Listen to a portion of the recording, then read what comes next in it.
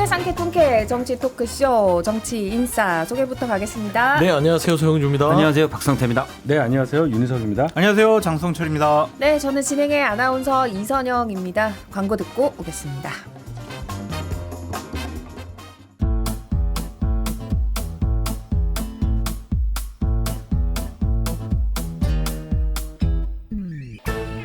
유쾌한 정치 토크쇼 정치인싸.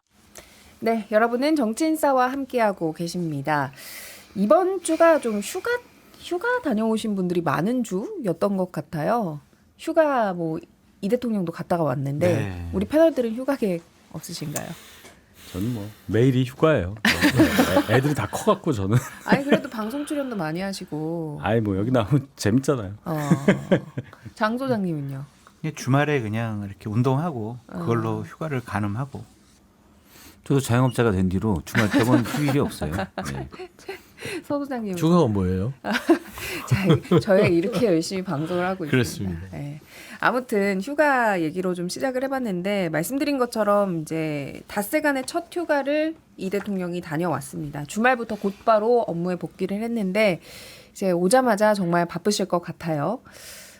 광복절 특별 사면 대상 논의하는 국무회의부터 또 이제 세제 개편안 지난주에도 많이 얘기를 했는데 이것도 좀 결론을 내야 되고 어떤 것부터 좀 풀어가야 된다고 보세요? 일단은 뭐 휴가를 간 가장 큰 사유는 한미 정상회담입니다. 그 구상을 하기 위해서 휴가를 가셨다고 제가 들었어요.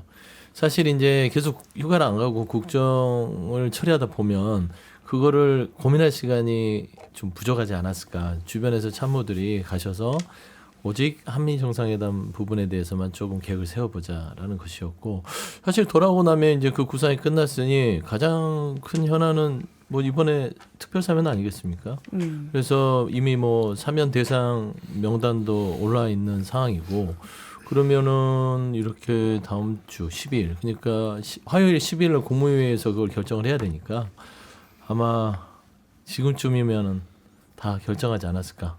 가장 큰 하두가 조국 전 대표의 사면이 이루어질 것이냐라는 것인데 이게 가장 큰 고민 같아요. 사실 지금 이번 사면권이 그 대통령의 고유 권한이긴 한데 마치 밀려서 사면을 하는 것처럼 보이는 게 맞는지 그런 고민들이 한참 진행되고 있을 것 같습니다. 저도 뭐 가기 전에 대통령실 관계자 물어보니까 세 가지 큰 고민이 있다. 휴가 때도 쉬진 못하고 한미 정상회담, 두 번째는 사면, 세 번째는 그 휴가 가기 직전에 있었던 전남 지역 폭우. 폭우는 일단 멈췄기 때문에 이제 나중에 복구가 중요할 것이고요.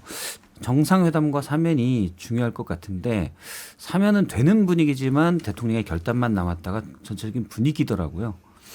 결단할 것 같기도 한데 어떻게 될지 모르겠습니다, 사실. 사면 얘기는 이제 어제 했으니까 세제 개편안은 어떻게 좀 정리를 할지. 그거는 그냥 유의할 것 계시는지. 같아요. 그냥 뭐 양도세 기준을 뭐 10억으로 내린다라는 발표가 있었잖아요. 예. 그냥 50억으로 그냥 하는 유예 형식의 그냥 뭐 개혁안이 통과 안 될 가능성이 가장 높고, 저는 드러나지 않은 내재된 그런 가장 큰 고민이 있다고 좀 보여져요. 뭐 우리는 뭘까요? 세제 개편, 뭐 특별 사면, 한미 정상회담, 뭐 안보 분야, 주한 미군 주둔비 증감, 뭐 이런 거 막 고민이라고 하는데 저는 민주당과의 관계가 앞으로 대단히 골치 아플 것 같아요.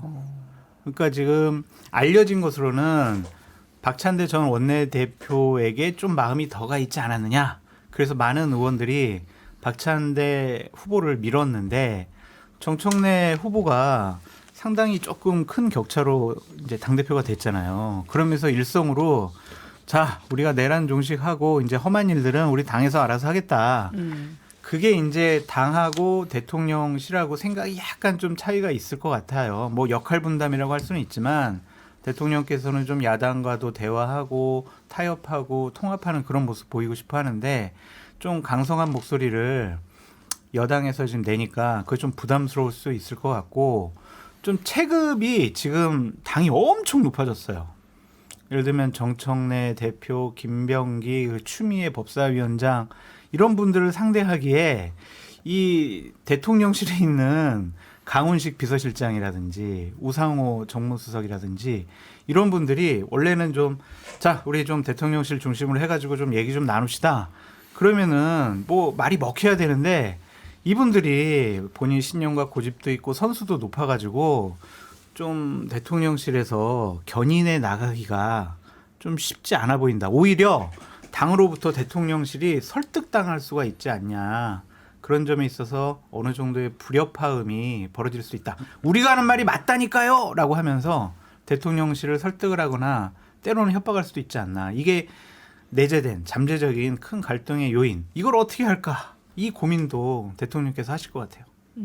약간 부담은 되겠지만 제가 알기로는 입장은 정해진 것 같아요. 그러니까 정청래, 박찬대 두 후보 간에 경쟁이 있을 때부터 대통령실에 어쨌든 대통령과 좀 가까운 분이 물어봤었대요. 이거 혹시 어떻게 생각하시냐. 근데 사적인 자리에서 대통령이 한 얘기는 이기는 사람 우리 편이다. 그것도 내 말 듣지만 그거를 이제 공개적으로 한 얘기 말고도 실제로 거기에 개입되고 그러면 이게 더 파장이 커진다. 어떤 상황이든 그러니까 결과가 어떻게 되든 거기에 적응해 간다가 입장으로 정해진 것 같고 제가 이제 물어본 사람도 그게 원래 이재명 대통령의 성정이다. 그러니까 결과가 되면 거기에 적응해서 가는 거예요. 물론 제가 추정하기에는 정청래 당대표가 워낙 강성이고 정청래 당대표도 본인의 이미지를 쌓아가야 될 거기 때문에 대통령이 어떻게 보면 실용이랑 국정 방향과는 맞지 않을 수 있는데 어쩌겠어요. 맞춰가야지. 서 수장님. 저는 아무래도 그런 상황으로 좀 오해를 많이 해요. 지금 오해예요. 지금 장 수장님 분석한 거 나는 오해. 왜 오해를 할까? 그러니까 이제 이게 인식의 영역에서 오해가 발생이 되면 점점 이게 사실로 굳을지 이렇게 오해하도록 맥을 짚어주신 분이 있는데 아니면 오해가 이게 오해로 끝날지 이거는 이제 봐야죠. 사실 이제 현상들을 보면 사실상 이런 오해들을 불러일으켰던 것들은 이제 그 대부분 메시지나 태도에서 나오는 거죠. 첫 일성으로 이제 강선우 이 의원에 대해서 울타리가 돼주겠다. 이게 예. 별로 좋은 메시지는 아니었잖아요. 사실상 이재명 대통령이 가장 명부할 수 있는데 굳이 이거를 그냥 만났더라도 전화를 했더라도 페이스북이나 메시지로 안 나타냈으면 되는데 그거를 표면적으로 나타냈잖아요. 그러면서 이거 뭐지? 그렇게 했단 말이에요. 그리고 나서 이렇게 정청래 대표께서 잘 하고는 있는데 다만 가끔씩 뭐 김민석 총리를 만날 때도 그렇고 이렇게 그 대화의 와중에 당은 내가 알아서 할 테니까 이거 행정이나 이런 부분들은 잘 하십시오. 이것도 이제 이 행간에는 위원장당 해산 부분에 있어서 조금 여론이나 이런 걸 잘 살펴서 가십시오라고 이제 김민석 총리가 얘기를 했는데 그럼 내가 알아서 할 테니까 걱정하지 마라. 이렇게 딱 자른단 말이에요. 그러니까 이런 부분들이 이제 역할의 분담이면 좋겠는데 역할의 분담을 넘어서서 사실상 이제 국정에 대한 주도권을 갖게 된다고 되면 그런 이제 오해는 할 수 있죠. 오해구나. 오해는 할 수 있죠. 근데 이게 점점 짙어지면 뭐가 되냐면 새로운 정부에서 주인공은 이재명 대통령이 돼야 되는데 그 주인공의 자리를 집권여당의 대표나 다른 사람들이 자꾸 거론이 된다면 과연 국정의 운영에 도움이 될지에 대해서는 한번 지켜봐야 된다. 오해가 오해로 끝날지. 하나만 더 오해가 짚고 사실로 좀 할게요. 될지. 저 하나만 더 짚고 윤희석 대변인이 정리하시면 좋을 것 이분들 같은데 왜 이래 오늘. 사라진 분이 있어요 지금 언론에서 잘 드러나지 않는 분. 김민석 국무총리예요. 책임 총리 시킨다고 그러고 대통령 부재 기관에 국정에 좀 어느 정도의 중심 대리인의 역할을 해야 되는데 지금 앞에게 꽂혀 있단 말이에요. 딴 거는 지금 못 해요.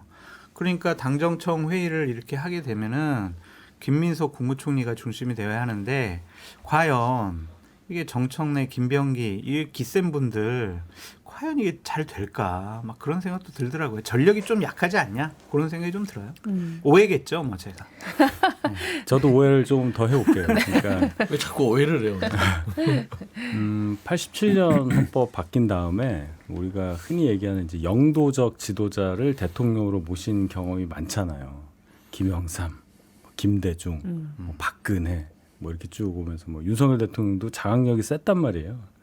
근데 이제 그런 지도자가 없다고 봐야 됩니다. 제가 볼 때는 대통령을 5년마다 계속 뽑다 보니까 그런 영도적 지도자의 그 인력 풀이 없어졌어요. 그러니까 예를 들어 2010년 15년 전에 성남시장 하시던 분이 여기까지 왔단 말이에요. 그럼 그 과정에 국회에서 쭉 오신 분하고 그럼 관계 설정이 어떻게 되느냐. 이런 새로운 시대가 됐고 저희도 마찬가지로 한동훈이라는 사람이 법무부 장관 갑자기 됐다가 뭐 비대위원장하고 당대표하고 뭐 이렇게 돼버렸단 말이에요. 그런 상황을 보면은 대통령이 됐다고 해서 여당까지 완전히 지배하는 상황은 이제 없을 것 같아요. 이게 꼭 이재명 대통령에게만 해당하는 얘기가 아니라 앞으로 계속 그럴 걸로 저는 보입니다. 그리고 이제 김민석 총리 말씀하셨는데 18년의 공백기가 있어요. 18년. 거의 20년 가까이 공백기가 있는 분이 잘 복귀해서 총리까지 왔는데 본인은 옛날 생각하겠죠. 나 옛날에 초학생회장이었고 옛날에 뭐 30대 초반에 국회의원이었고 뭐였고 하다가 총리까지 왔으니까 그렇게 권한을 행사하고 싶겠지만 당에서 쭉 계셨던 뭐 추미애, 정청래, 뭐 김병기 이런 분들 많잖아요. 그런 분들 입장에서는 또 다른 생각할 수도 있어요. 그러니까 이 새로운 당정 관계의 하나의 모델이 이번 정권이 아닐까 오해를 많이 하고 있습니다. 제가. 오해를 하실 만은 해요. 왜 그러냐면 박지원 의원도 사실상 이런 발언들을 하잖아요. 정청래 대표에 대해서 호남을 품고 당대표 한 번 더 하고 대권 큰 꿈 꿀 자격과 능력이 충분히 있다. 근데 지금 집권여당 대표한 지 얼마나 됐는데 벌써 대권 얘기가 나온다는 것은 저는 정청래 대표한테는 좋은 건 아닌 것 같아요. 사실 새로운 정부 시작된 지도 지금 3개월밖에 안 됐는데 지금 이재명 대통령이 중심이 돼서 이재명 정부의 어떤 여러 가지 비전을 보여주고 그 뒷받침을 집권여당이 하게끔 살짝은 그 한 두 발짝 정도 아니면 한 반 발짝 정도 뒤에 있으면 좋겠는데 자꾸 다른 의원들도 그런 얘기가 나오고 앞에 계시는 우리 두 패널들께서도 오해를 하고 있으니 그거는 좋은 신호는 아니다. 그래서 제가 좀 조언을 드리면 사실상 조금 이재명 대통령을 빛나게 해줄 수 있는 역할들을 좀 했으면 좋겠다. 아마 박지원 의원은 이제 정치 구단이니까 그러니까 당신 대선 주자도 될 수 있으니 그런 생각으로 대표직을 수행해라. 그런 메시지가 담긴 걸로 저는 해석을 하고 저도 이제 정청래 대표가 야당과는 악수도 하지 않겠다. 물론 저도 악수하긴 싫어요. 물론 청해오지도 않지만 그런데 여당 대표로서는 저는 해야 된다고 생각을 하거든요. 대화는. 물론 그 안에 뭐 김문수 후보든 또는 장동혁 의원이든 계엄을 한 윤석열을 두둔하는 분들도 계시지만 또 반대했던 분들도 있기 때문에 야당의 존재 자체는 인정해야 된다고 생각하는데 문제는 이제 뭐 여당이 잘했다는 건 아니지만 지금 상황이 그래요. 국민의힘이 너무 못하고 있기 때문에 어떻게 보면 집권 여당으로서 뭔가 안 맞는데라는 게 통용이 되는 거죠. 잘하고 있어라고 박수를 오히려 받는 거예요. 제가 이런 얘기를 뭐 가까운 분들에게 해도 어떻게 되면 지금 국민의힘 상황을 봐라. 뭐 없어져야 된다. 이런 얘기가 서슴지 않고 나오는 상황이 돼버리니까 정청래 대표가 강성으로 가도 무리 없게 되는 거죠. 저는 이거는 민주당이든 국민의힘이든 다 적절하지 못한 상황이다라고 생각을 해요. 근데 이번 특검 전국이 만약 끝나게 되면 좀 상황이 바뀔 수도 있는데 그때 이제 정청래 대표가 어떻게 하냐 그런 게 중요하다고 봅니다. 민주당과 진보진영의 권력 구조를 보면은 하나의 정치권의 권력 구조와 그동안 시민사회단체의 권력 구조 이것이 이제 교묘하게 세력 균형, 권력 균형 이루면서 보충하는 역할을 했거든요. 정치권의 인재들을 보충하는 운동권 세력은 조금 퇴조를 한 것이고 정치학 교과서에 없는 새로운 권력의 패러다임이 나타났어요. 김어준 씨예요. 김어준 씨예요. 이번에 정청래 후보를 정말 전적으로 밀었잖아요. 그 효능감을 이제 느꼈단 말이에요. 그러면 본인 권력을 갖고 있다라고 생각을 할 거고 본인 방송에 계속 민주당 쪽 진보진영 인사들 나와가지고 김어준 씨한테 잘 보이려고 할 거란 말이에요. 그것이 과연 권력의 든든한 후방군이 될지 아니면 권력 운영을 제대로 조율하고 타협하고 여러 가지로 협조하면서 새로운 권력을 창출해 나가는 데 있어서 회방꾼이 될지 이건 우리가 대단히 눈여겨봐야 될 포인트예요. 그래서 이 부분에 있어서 정청래 대표가 지금은 배경으로 삼고 있기 때문에 이재명 대통령 그리고 대통령실로서는 상당히 부담스러울 수밖에 없어서 저는 계속 오해 아닌 오해를 계속 하겠습니다.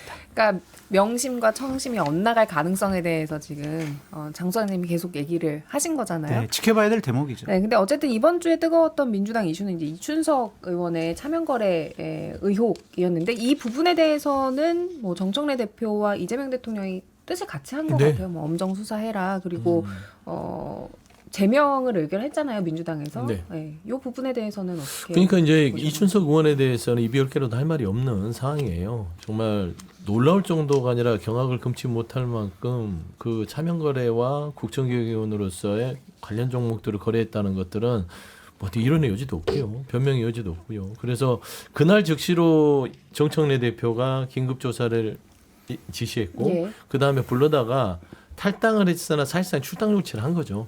그리고 나서 그것도 성에 안 차니까 다음날 최고위를 열어서 제명을 요구를 했고 결국에는 민주당 윤리심판원에서 제명을 이춘석 의원과 그 관련 보좌진을 했습니다.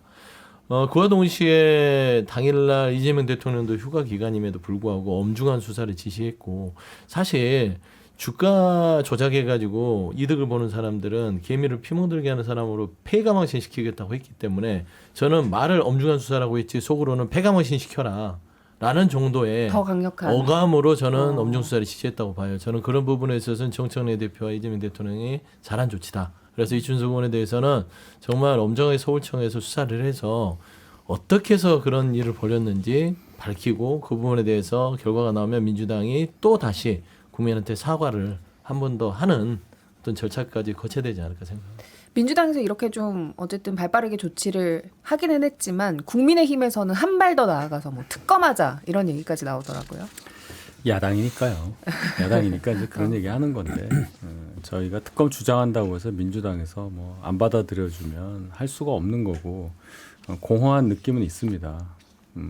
자동 무슨 공식처럼 얘기하는 거니까 또 이춘석 의원 관련한 거 얘기하기에는 저희 당이 지금 보여주는 모습이 너무나 국민들께 부끄럽기 때문에 힘을 좀 못 받고는 있어요. 그러나 이춘석 의원 관련한 건은 여권에서 어떻게 처리하느냐에 따라서 잠재적으로 나중에 큰 악재가 될 수도 있기 때문에 지금과 같은 깊이와 속도로 계속 나가줘야 한다. 수사는 수사대로 할 겁니다. 근데 국민이 원하는 건 형벌 차원의 일보다는 국회 차원의 징계를 더 유심히 볼 거예요.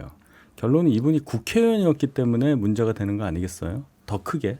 그러니까 국회의원이라는 신분과 관련된 신분 박탈에 해당하는 징계에 대해서 관심이 많을 거다. 짧게 줄이면 제명.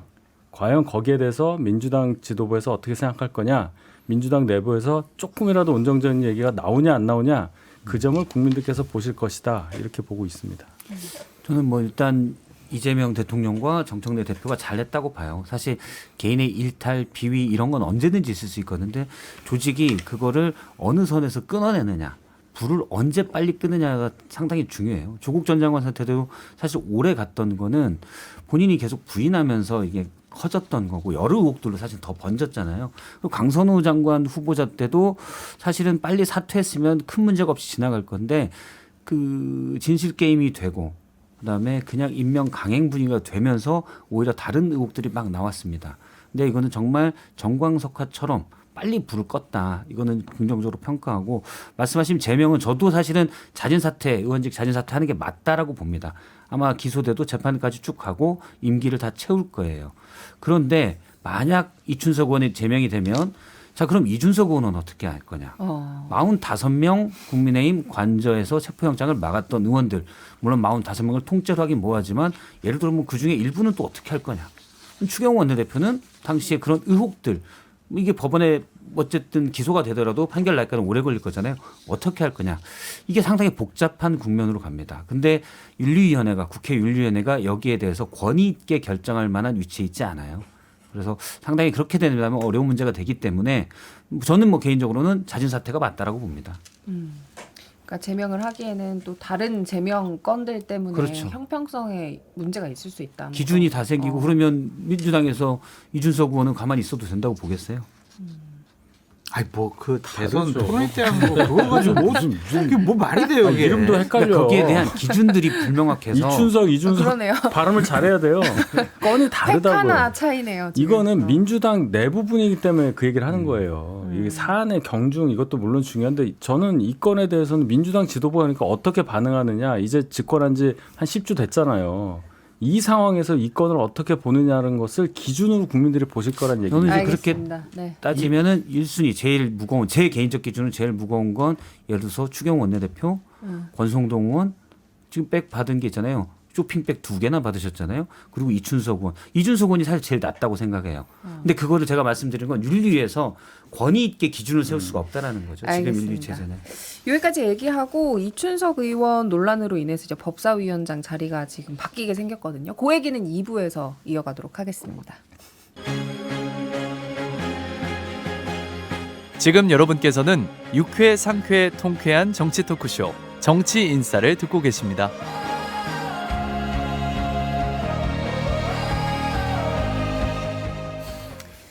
자, 이춘석 의원 논란으로 인해서 지금 법사위원장 자리가 추미애 의원에게 넘어간다. 뭐 이렇게 이름이 거론이 되고 있더라고요. 네. 지금 당 안팎에서 보는 어떤 관점이랄까요? 어떤 상황인지. 그러니까 저는 개인적으로 추미애 의원이 6선이에요. 뭐 국회의장을 해도 부족하지 않을 선수고 사실 이제 그 율사잖아요. 그렇기 때문에 법사위에 가는 것도 크게 무리는 없어요. 다만 6선인데 위원장을 맡는 게 맞냐? 그러게요. 이런 선수가 이제, 안 맞는다. 뭐 선수가 이런, 좀 예, 너무 얘기가 과한데라는 것인데 사실 상황이 좀 급박하게 돌아가다 보니까 추미애 의원한테 SOS를 친 것 같아요 지도부가. 사실 그 이춘석 의원의 좀 부적절한 행위 때문에 국민의힘에서는 법사위원장 그 자리 규칙사유에 있는데 내놔라 이런 요구들이 거셌었을 것인데 6선에 이 추미애 의원을 탁 앉혀놓으니까 그런 얘기를 더 이상 할 수 없고 추미애 위원장이 장단이 있잖아요. 나름대로 이게 추진력인 걸 수도 있고 강함도 있을 수 있는데 상황상은 법사위원장을 지금 맡아서 수습을 하는 역할에서는 가장 잘한 선택이다. 하지만 이제 유인태 전 의원이 얘기했듯이 다소 거칠게 일을 하는 경향은 있죠. 그래서 이제 법사위가 또 이렇게 좀 여러 가지로 좀 갈등 구조로 또 번지지 않을까 그런 이제 예견을 하면서 우려는 하는데 지금 상황에서는 어쩔 수 없는 최선책이다. 그러니까 민주당 입장에서는 특검 전국에서는 그렇죠. 그런 이제 강단이 있고 네. 좀 이제 파워풀한 모습이 도움이 될 것이다. 매우 강단이 있죠. 그렇게 네. 판단을 한 거군요.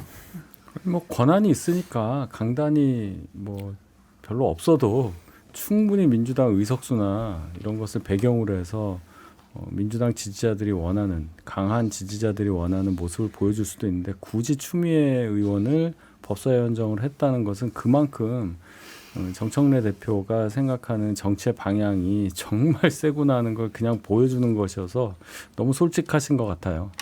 제가 만약에 민주당 당대표라면 그런 식으로는 인사를 안 할 것 같습니다. 좀 숨겨두고 할 텐데 이렇게 전면으로 보수의 어머니를 내세우면 벌써 다 그렇게 생각을 하잖아요. 셀 거다.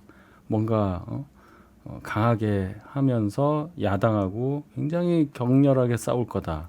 그 국회 분위기가 막 떠오르고 이러잖아요. 그게 도움이 될까? 제가 그런 생각이 알기로는 들어요. 정청래 대표 픽이 아니고 맞아. 네, 원래 원내대표 상임위원장은 원내대표 픽이에요.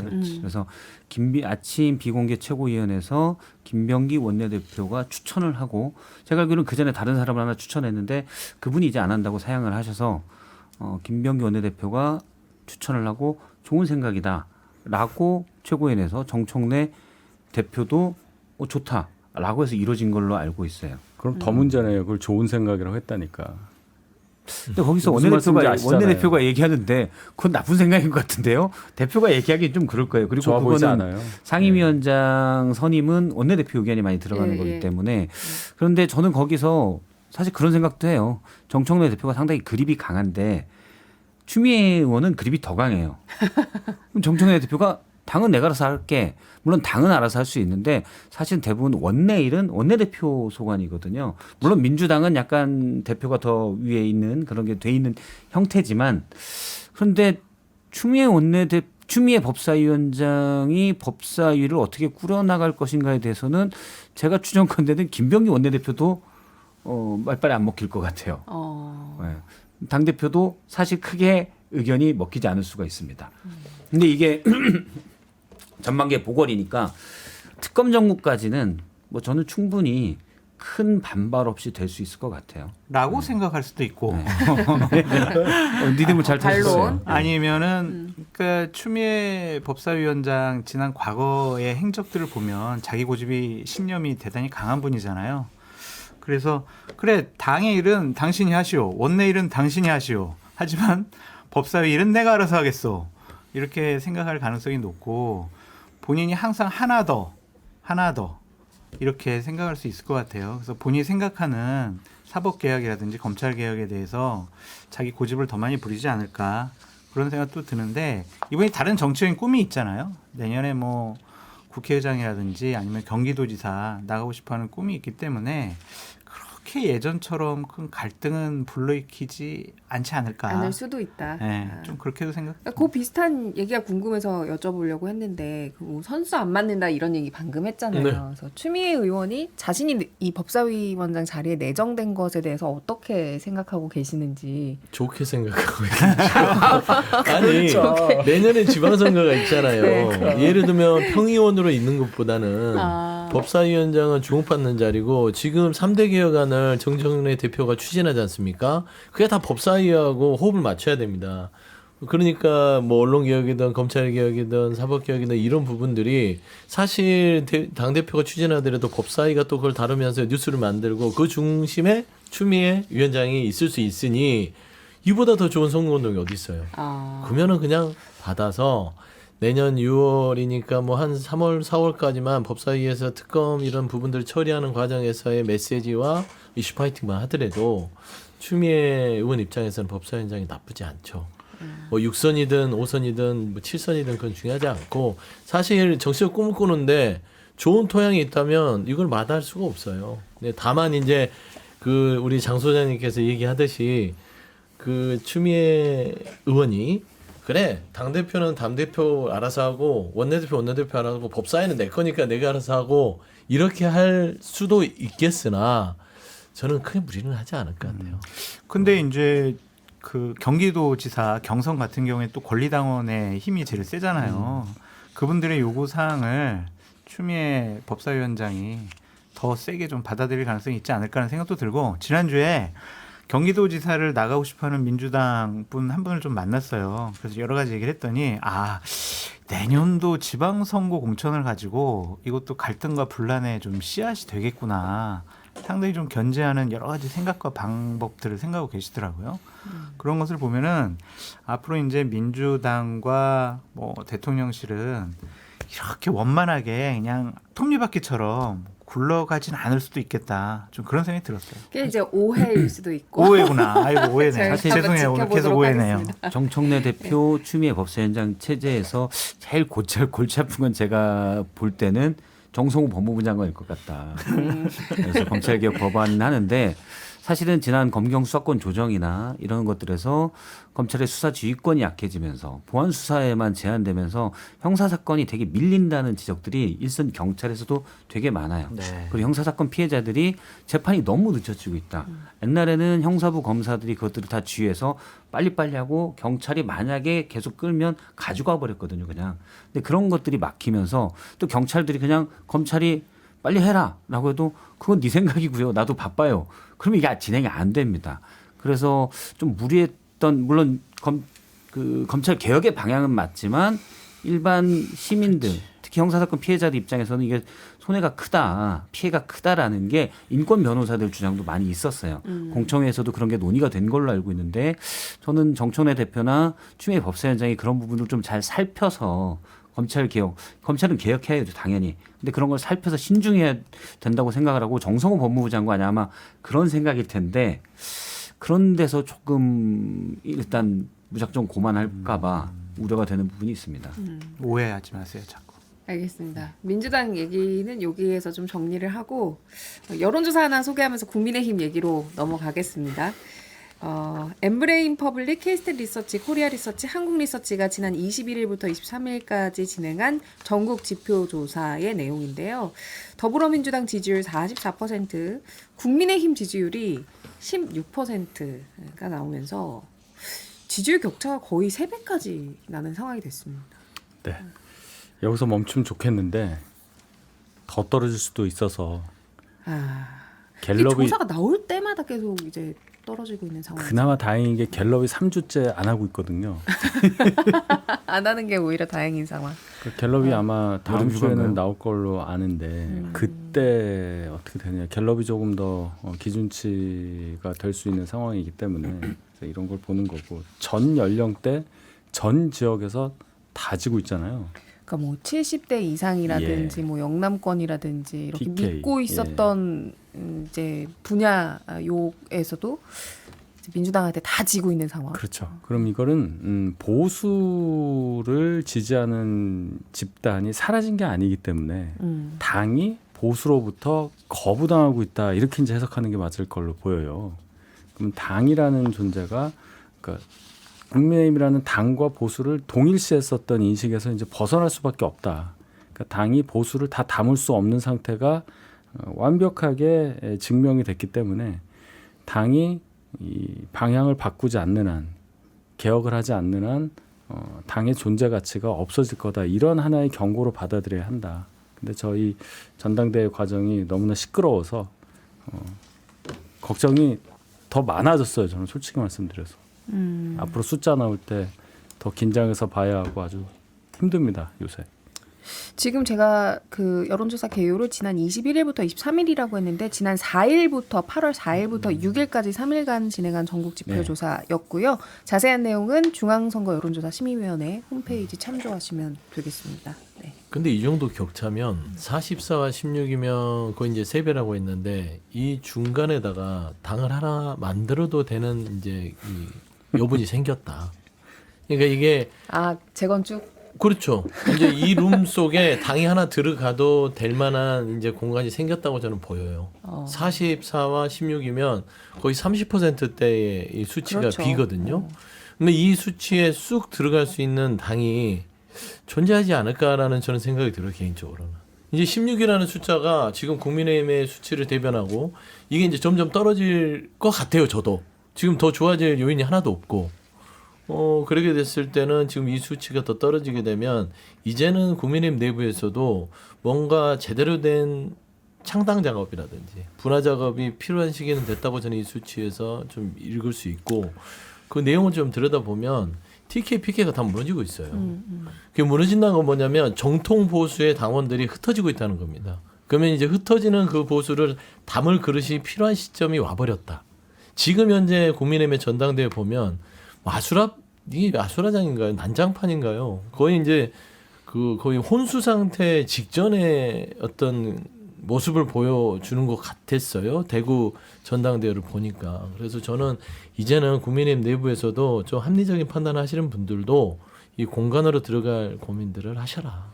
라고 좀 뭐 갈 길이 아직 멀었다. 국민의힘 입장에서 그렇게 생각을 해요. 정당 간의 경쟁을 저는 일종의 땅 따먹기로 인식을 하고 있는데 정해진 공간 내에서 누가 어느 정도를 차지해가고 그러면 뺏긴 적은 저쪽으로 밀리잖아요.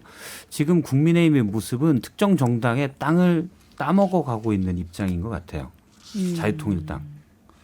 자유통일당 자리를 차지하려고 열심히 가고 있습니다. 그거 근데 얼마 되지도 않잖아요. 지난 총선에서 자유통일당의 비례대표 득표율이 2.3%예요.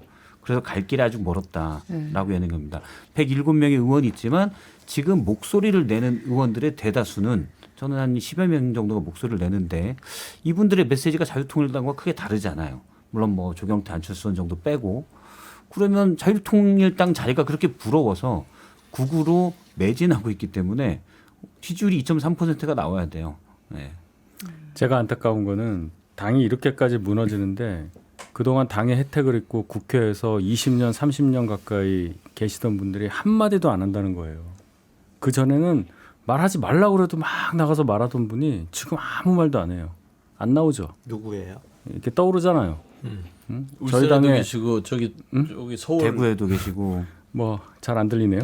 하여튼 그래서 김기현 의원, 흑석동 조영 의원 옆에 이런 분들 갑자기 귀가 안 들려요. 그래서 이런 분들이 역할을 안 하기 때문에 당이 지금 이 꼴이 난다 하는 비난을 안 할 수가 없는 거예요. 이분들만 중심을 잡아줬어도 전환길과 혼수 상태 같은 이런 상황이 어떻게 벌어집니까? 전환기일고 훈수상태 너무 좋은 표현인 것 같아요. 네. 그룹 사운드 이름처럼 제가 한 거예요. 네. 그 분들이 왜 아무 말도 안 하겠어요? 본인들이 정치적인 목적과 이해관계가 있는 거예요. 그러게요. 네. 그러니까 이제 충격적인 얘기를 들었는데, 그러니까 대구에 4선 이상 의원들이 한 4분 정도 되시잖아요. 그분들이 담합을 하는 거죠. 그래서 절대로 내년에 지방선거 때 김재원을 여기 대구시장으로 이렇게 오게 하면 안 된다. 우리 중에 한 명이 대구시장 해야 된다. 서로 지금 그런 얘기를 하고 있다라는 얘기도 있고, 국민의힘 최고 지도자 중에 한 명이 내년에 나는 경북도지사 나가겠다. 그래가지고 지금 난 딴 거 다 모르겠어. 지금 난 딴 거 그냥 모르겠고 그냥 안정적으로 그냥 이 대구 경북 강성당원들 거기에 이제 반감 안 사는 정치 활동만 메시지만 내야 되겠다. 그렇게 생각을 하고 있다라는 거예요. 지금 그러니까 지금 죽어 있는 정당이 되고 있는 거죠. 이 당은 어떻게 될지 모르는 이 상관없어요. 상황 속에서도 자기 정치 미래만 생각하고 있는. 그러니까 왜냐면은 그게 내년에 되면은 4년이잖아요. 네. 한 번 더 할 수 있어요. 뭐 보통 3번까지는 하는데 그러면 8년 정도는 내가 정치 인생 아름답게 마무리할 수 있어. 그렇게 생각하는 분들이 계시는 것 같아요. 그래서 덜 망했다 아직 그렇게 보여져요. 그러니까 제가 그 조금은 남의 당에게 뭐 분당, 창당 이런 얘기를 하는 건 굉장히 좀 조심스럽긴 한데 수치만 보더라도 여론조사에서 유보가 30%잖아요. 네네. 이 유보는 저는 정확하게 보수층에서 합리적으로 생각하는 사람들이 멈춰버렸어요. 이제 도저히 국민의힘이라는 그 상태를 보고 지지를 보낼 수 없는 상황. 그런다고 해서 민주당 쪽에 보내는 사람도 있겠으나 아예 민주당도 못하는 사람들은 보수층에 멈춰버렸다. 그 사람들을 담아서 다시 시작하는 게 훨씬 더 빠르지 않을까 생각이 드는데 저는 지금 국민의힘 상황들을 쭉 보면서 영화가 생각나요. 기생수라는 영화가 있어요. 기생수. 예, 뭐 에얼리언 같은 그런 건데 외계 생명체가 인간의 몸을 빌려서 숙주 삼아서 이제 이 조종하고 사는 거죠.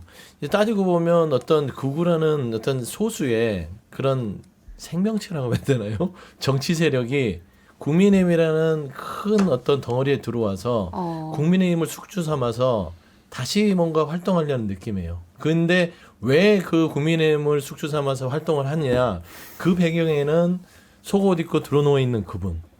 그 몸부림쳐서 아프다고 하면서 인권 침해라고 주장하는 그분의 윤 어게인을 뒷받침하기 위한 저는 큰 빅피처가 있다고 보는 겁니다. 그러면 국민의힘은 그 정말 국민의힘을 숙주 삼으려고 하는 그 세력을 잘라내고 새롭게 건강한 몸으로서 그거를 막아내야 되는데 저는 지금 내주고 있다는 측면에서 그럼 지도부들 말씀한 대로 그 뭐 20년씩 당에서 뭐 하여튼 혜택을 입고 했던 분들이 그냥 몸을 내주고 있어요. 우리 숙주 삼아 그냥 서로 공생하자 이런 느낌이라서 조금은 뭐 좀 뭐라 해야 되죠? 끔찍한 광경이다. 그 저는 궁금한 게 네. 그 신친윤의 쌍두마차 양대 산맥으로 했던 윤상현, 나경원 의원이 요즘 좀 조용하더라고요. 물론 최근에 뭐 윤상현, 특검 조사도 받고 네, 그러긴 조사 했지만 받고 그러니까. 네. 나경원 의원은 계속 목소리를 내더라고요. 본인 페이북에다. 근데 윤상현은 사라졌죠. 외국 갔나? 출국 금지 나가지 않았어요? 그래요? 아무튼 이런 와중에 지난 8일에 이제 대구에서 전당대회 있었잖아요. 그때도 이게 좀 소란스러웠어요. 전환기 씨 때문에. 그러니까 그 광경을 보고 네. 너무 부끄러워요. 그렇죠? 일단 전환기라는 사람이 이 언론인 출입할 수 있는 비표를 달고 들어갔단 그러니까 말이에요. 기자 자격으로 그런데 출입을 했죠. 당에서 누가 줬는지를 모른다는 거예요. 음. 이게 당에서 발급하는 거잖아요. 누가 줬는지를 밝혀야 돼요. 누가 다른 사람이 받은 거를 줬을 수도 있고 그렇지. 누군가 뭐 좀- 그런데 이 사람이 마치 자기가 뭐가 된 것처럼 후보자 대기실 다 돌아다니고 뭐 이러면서 이제 분위기를 다 이 어그러뜨린 거죠. 배신자. 깜짝 놀랐어요. 거기 윤석열 이 그러니까 두 단어가 그런 예. 걸 한번 보세요. 그분이 나이도 이제 좀 있으면 60 되는 사람인데 그런 일을 하지 않아요. 대부분 아무리 흥분을 해도 그 아이들도 그 정도 한두 번 하고 맙니다. 이게 뭐 초등학교 운동회도 아니고 그런 짓을 하면서 사람들 환호받으니까 마치 본인이 어떤 대단한 뭐 정치 지도자가 된 것처럼 착각하고 있는 거잖아요. 품이라는 거는 볼 수가 없고 정치라는 것의 기본은 상대방을 설득을 하는 건데 이건 설득이 아니라 강요도 아니고 뭡니까? 그런데 당이 거기에 끌려가고 있다는 거예요. 그 분위기에 압도가 돼서 어느 후보자는 연설 중에 결국은 울었다. 감정이 당이 이렇게 극한까지 망가지는 가서. 거에 대해서 참담해서 울었다는 그런 얘기까지 나오기 때문에 이거 더 김민식 이상 최고위원 후보자 말씀하시는 뭐 그런 거죠. 얘기가 있어요. 그러니까 당에서 뒤늦게 송원석 비대위원장이 전한길 이제 전당대회 일정에 못 오게 이렇게 조치를 했는데 진작했어야죠, 진작. 아니 당원 제명을 했어요. 출당을 시켜야죠. 사실. 너무 늦어요. 늦고 이해가 안 돼. 이해가 안 돼요. 그것도 언론에서 뭐라고 했기 때문에 그런 거예요. 언론 입장에서는 전한길이 같은 언론이라는 것에 대해서 모욕감을 느낀 거예요. 전한길이 모욕을 한 겁니다, 언론인들에게. 그래서 언론에서 엄청나게 항의를 해서 이나마 된 거지. 그러지 않았으면 다른 비표를 가지고 들어갔으면 이렇게까지 했겠느냐라는 걸 생각해 보면 당이 정말 퇴행을 거듭하고 있다. 이 말씀을 드리지 않을 수가 없어요. 송원석 비대위원장이 앞뒤가 다른 사람인 게 이번에 드러났잖아요. 그 사면에서 보면은 앞에서는 조국 반대하다가 그러네. 뒤에서는 그 좀 뭐 누구예요? 정찬민 의원이나 심학봉 의원처럼 참 난감하신 분들 사면해 달라고 강원식 비대위원장이 보내는 텔레그램 찍혔잖아요. 예, 앞뒤가 다른 예. 사람이에요. 아니 이렇게 표현해도 뭐라고 비판 못 할 겁니다. 근데 이 전환기를 처리하는 과정도 저는 앞뒤가 다르다고 봅니다. 안 된다고 하면서 서울시당에 넘겨놓고 지금 전당대회에 가게끔 용인을 해놨단 말이에요. 저 왜 그러냐? 서울시당에 맡겼으면 지도부가 왜 빨리 서울시당에서 이거 징계 절차 검토 안 하시오? 지금 당이 전환기 때문에 시끄러운데 이렇게 해서 재촉을 했을 텐데 안 하잖아요. 그리고 첫 전당대회 전환길 씨가 비표를 프레스로 받고 가는 것도 저는 누가 했는지는 밝혀야 될 것 같고 뒤늦게나마 송원석 비대위원장이 마치 출입금지를 시켜서 수습한 마냥 근데 첫날 보수의 심장 대구에서 그렇게 전환길 씨가 난동을 쳤는데 그 뒤에 뭐 무슨 의미가 있겠어요. 저는 그런 의미에서는 송원석 비대위원장도 같이 동조하고 있는 게 아닌가 맞아요. 싶은 의심이 들어요. 구구적 입장을 보이고 있는 김문수, 장동혁 두 후보가 여론조사에서 국민의힘 지지층대 높게 나오잖아요. 우리가 돌이켜보면 지난 1월에 당시 이재명 후보와 김문수 후보가 막상막하 여론조사 나온 것들이 있어요. 제가 이 자리에서도 그거는 구구의 과표집이다라고 얘기를 했고 실제 3월 되니까 정상으로 돌아왔습니다. 근데 지금 저는 구구의 과표집이 국민의힘 여론조사에서 드러나고 있다. 이건 왜 그러냐. 그분들이 열심히 전화 받는 게 아니라 구구적 성향을 가진 국민의힘 지지층 일부를 빼고는 아예 관심을 끄는 거죠. 실제 탈당도 많이 이루어지고 있다고 보고 그러면 사실 당원들이 적극적으로 나서지 않고 근데 그 나서지 않는 부분에는 앞서 윤희석 전 대변인이 얘기했듯이 국민의힘 중진들 또 중진이 아니더라도 초선, 재선 저는 거기에는 사실 친한계도 문제가 있다고 생각을 해요. 전한계 씨 같은 경우 출당을 강력하게 연명으로 해서 여러 번 요구를 해야 돼요. 그래서 대가 약한 송원석 비대위원장을 움직입니다. 설령 못 움직이더라도 계속 이슈를 만들어야 되는데 저는 국민의힘 의원들도 나름 이게 지금 당이 망조로 가고 있어라고 생각하는 의원들 많거든요. 이분들도 그냥 조용히 있어요. 이게 좀 문제라고 봐요. 좀 포기한 분위기 이런 것도 좀 감지가 되는 것 같고, 그러니까 이게 탄핵을 찬성했던 뭐 후보들이 당 대표가 될 가능성은 아주 낮게 점쳐지는 그런 상황인 것 같네요. 이런 상황 속에서 이제 김문수 후보가 계엄을 언급하면서 계엄 때 뭐 누가 죽었냐, 유혈 사태는 없었다 뭐 이런 언급도 했고 또 전한길 씨 전대 출입 금지 조치에 대해서 명백한 미흡이다, 갈등이 커질 뿐이다라고 이제 어제 자신의 페이스북에 글을 남기기도 했네요. 전한기를 만났으니까요. 그래서 면접 받기 본인이? 때문에 이제 김문수 후보는 전한길과 같이 갈 수밖에 없고 개몽되셨나 봐요. 그러니까 장동혁 후보랑 같이 전한기를 놓고 이제 서로 당기는 그런 분위기까지 된 겁니다. 그럼 뭐 세 분 다 혼수 상태라고 봐야죠. 알겠습니다. 여기까지 해서 국민의힘 얘기까지 좀 들어봤고요. 저희는 광고 듣고 와서 다시 인사드리도록 하겠습니다. 6회 상쾌통쾌 정치 토크쇼 정치인싸 이번 주 방송은 여기까지인데요. 윤 전 대변인님이 안 유쾌하신 것 같아가지고 제가 좀 속상하기는 한데 다음 주에는 또 좀 다른 얘기를 할 수 있을지 기대를 해보면서 저희는 인사드리도록 하겠습니다. 다음 주 토요일 11시 5분에 다시 뵙죠. 고맙습니다. 감사합니다. 고맙습니다.